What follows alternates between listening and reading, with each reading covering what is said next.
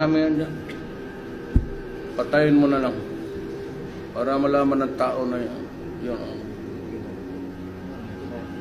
Ito po sir, itong yung pong So I deeply apologize. We will pay whatever you loan. nabayaran na sir. Ha? Binayaran po yung lahat. Ay putang ina, digo-digo to. Walang ariglo dyan. Pag hindi, parang nga ko kaya, hindi ninyong gawin, ako ang papatay dyan.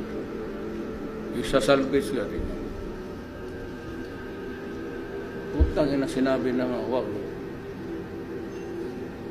Bayin mo talaga sa Amsco na miyas ka mo. Gusto nyo kayong pumatay niya, kaya pag hindi kayo ang bibirahin ko. Ano, Pilipino hindi matuto pag hindi mo ginanon eh. Or they continue to do it unless you put a stop to it. And I would not hesitate to take you out. Total, marami na lang rin akong kaso dyan. Dagdagan ko na lang.